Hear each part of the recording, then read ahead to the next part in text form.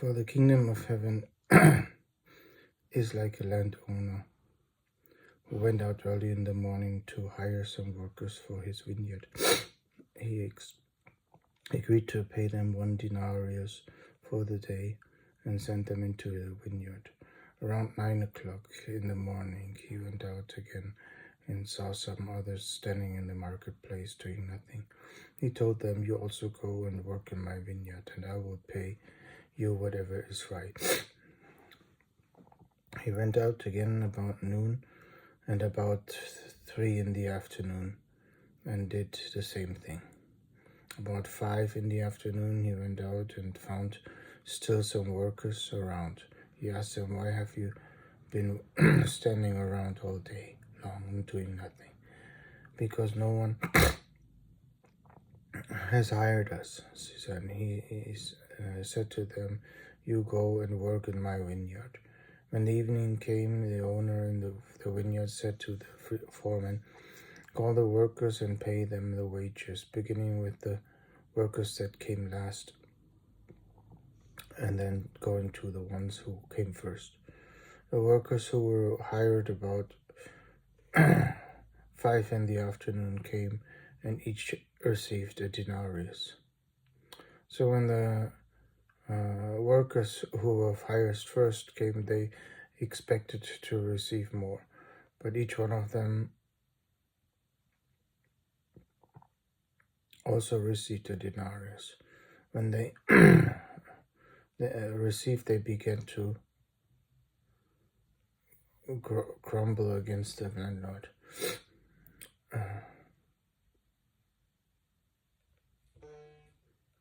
Those who were hired last in the morning only came 1 hour, he said, and have made them equal to us who have become the burden of the work and in the heat of the day. But he answered one of them, "I'm not being unfair to you, friend. Didn't I agree to you to work for denarius? Take your pay and go. I want to give the one who has hired last the same as I gave to you. Don't I have the right to do as I want with my own money?"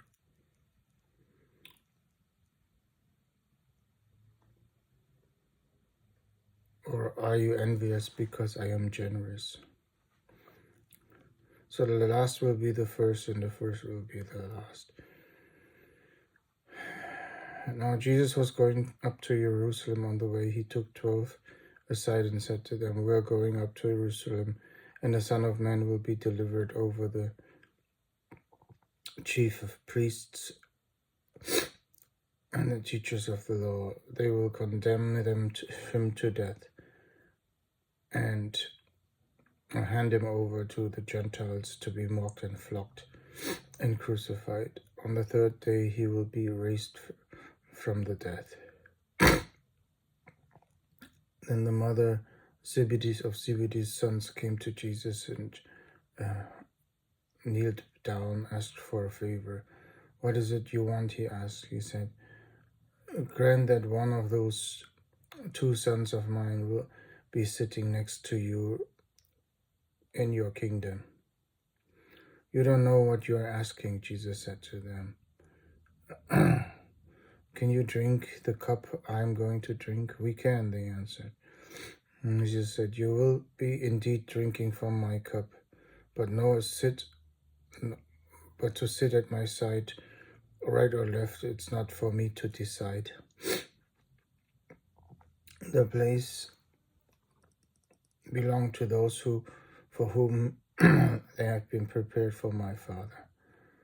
When the 10 heard about that, they were indigent with the 2 brothers. Jesus called them together and said, "You know that the rulers of the Gentiles lord it over them, and their high officials exercise authority over them.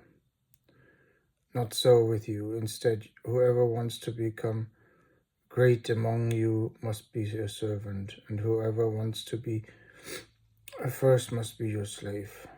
Just the Son of Man did not come to be served, but to serve, and to give his life as a ransom for many. As Jesus and his disciples were leaving Jericho, a large crowd followed him.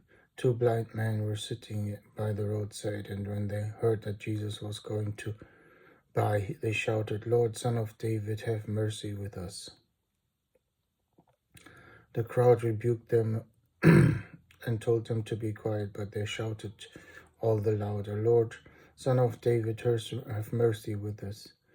Jesus stopped and called them. "What do you want me to do for you?" He asked. "Lord," he answered, "we want our sight." Jesus had compassion on them, touched their eyes, and immediately received the sight.